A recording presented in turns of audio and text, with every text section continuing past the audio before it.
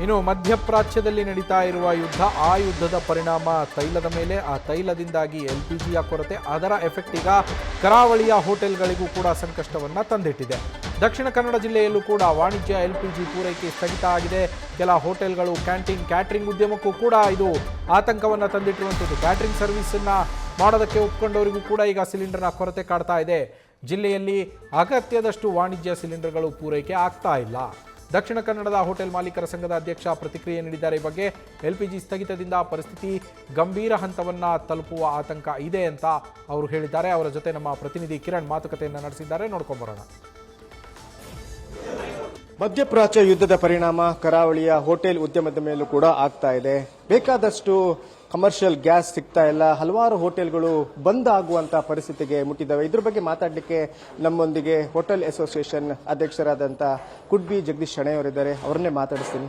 Sir, ಈ ಒಂದು ಪರಿಸ್ಥಿತಿ ಈಗ ಹೋಟೆಲ್ಗೆ ತುಂಬಾ ಸಂಕಷ್ಟ ಎದುರಾಗ್ತಿದೆ. ಯಾಕಂದ್ರೆ ಸಾಕಷ್ಟು ಕಮರ್ಷಿಯಲ್ ಗ್ಯಾಸ್ ಸಪ್ಲೈ ಇಲ್ಲ. ಯಾವ ರೀತಿ ಪರಿಸ್ಥಿತಿ ಎದುರಿಸ್ತಾ ಇದ್ದಾರೆ ಸರ್ ಹೋಟೆಲ್ ಉದ್ಯಮಿಗಳು?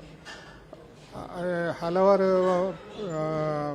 ಪ್ರಾಬ್ಲಮ್ ಇರ್ತದೆ ಹೋಟೆಲಿಯರ್ಸ್ಗೆ. ಮೇನ್ಲಿ ಇದು ಕಮರ್ಷಿಯಲ್ ಗ್ಯಾಸ್ ಸಾಧಾರಣ 1 ಮಾರ್ಚ್ನಿಂದ ಇದು ಶುರುವಾಗಿದೆ. ಸೆಂಟ್ರಲ್ ಗೌರ್ಮೆಂಟ್ ಗ್ಯಾಸ್ ಪ್ರೊಡಕ್ಷನ್ನೇ ನಿಲ್ಲಿಸಿದ್ದಾರೆ.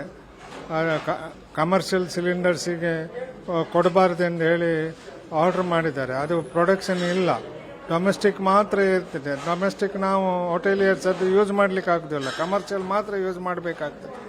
ಅದು ಸಪ್ಲೈ ಇಲ್ಲ ಇದ್ರೆ ಹೋಟೆಲ್ನವರು ಸಾಧಾರಣ 95% ಕಮರ್ಷಿಯಲ್ ಗ್ಯಾಸಿಗೆ ಡಿಪೆಂಡೆಂಟ್ ಆಗಿದ್ದಾರೆ.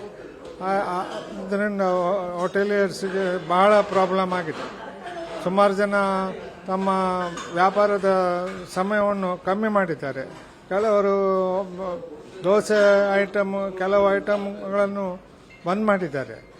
ಇದರಿಂದ ಗ್ರಾಹಕರಿಗೆ ಫೇಸ್ ಮಾಡಬೇಕಾಗ್ತದೆ. ಅವರ ಬೈಗಳನ್ನು ನಾವು ತಿನ್ನಬೇಕಾಗ್ತದೆ. ಹಾಗೆ ಎಷ್ಟು ಸಮಯ ಆಗ್ತದೆ ಅಂತ ನಮಗೆ ಗೊತ್ತಾಗೋದಿಲ್ಲ. ಸರ್, ಈಗ ನಿಮ್ಮ hotel Taj Mahal hotel actually ಈಗ ಜನರಿಗೆ ಬಹಳ ಅಟ್ರಾಕ್ಟಿವ್ ಮತ್ತೆ ತುಂಬಾ ಪಾಪ್ಯುಲರ್ ಆಗಿರುವಂಥದ್ದು ದೋಸೆ.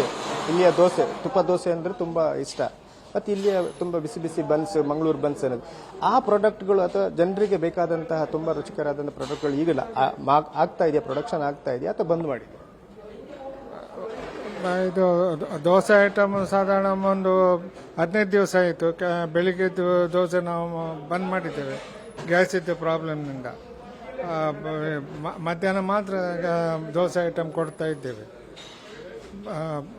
ಇದು ಬಾಕಿ ಐಟಮ್ ಸ್ವಲ್ಪ ಕಮ್ಮಿ ಮಾಡಿದ್ದೇವೆ.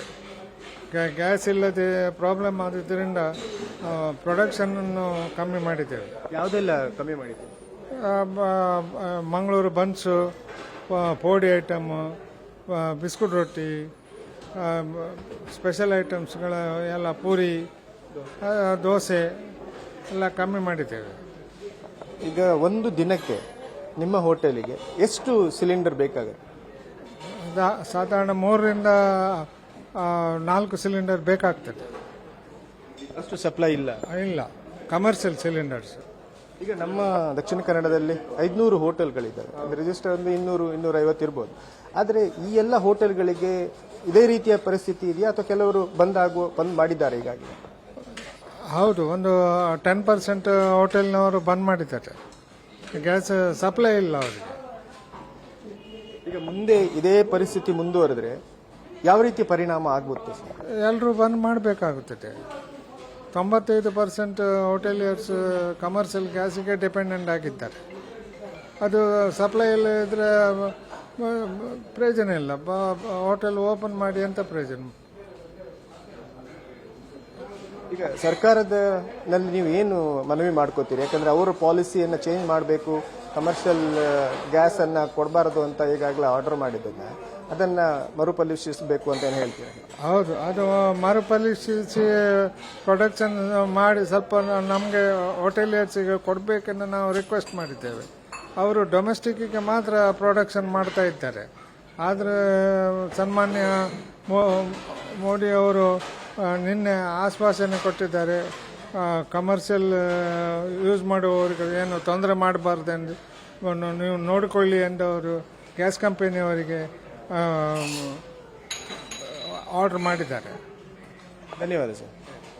ಇದಿಷ್ಟು ಹೋಟೆಲ್ ಅಸೋಸಿಯೇಷನ್ ಪ್ರೆಸಿಡೆಂಟ್ ಅವರ ಮಾತು. ಒಂದು ದೊಡ್ಡ ಹೋಟೆಲ್ನಿಂದ ಹಿಡಿದು ಬೀದಿ ಬದಿಯ ಚಿಕ್ಕ ಕ್ಯಾಂಟೀನ್ ಕೂಡ ಈ ಕಮರ್ಷಿಯಲ್ ಗ್ಯಾಸ್ ಮೇಲೆ ಡಿಪೆಂಡ್ ಆಗಿರುವಂಥದ್ದು. ಒಂದು ವೇಳೆ ಪರಿಸ್ಥಿತಿ ಇದೇ ರೀತಿ ಮುಂದುವರೆದ್ರೆ ಈ ಎಲ್ಲ ಹೋಟೆಲ್ಗಳು ಬಂದ್ ಆಗುವಂತಹ ಆತಂಕ ವ್ಯಕ್ತಪಡಿಸಿದ್ದಾರೆ. ಕ್ಯಾಮರಾಮನ್ ಪ್ರಶಾಂತ್ ಅವರೊಂದಿಗೆ ಕಿರಣ್ ಶೀರ್ಷಿಕ news first Mangaluru. News first ನಿರ್ಭೀತಿಯಿಂದ ನಿಮ್ಮ ಪರವಾಗಿ.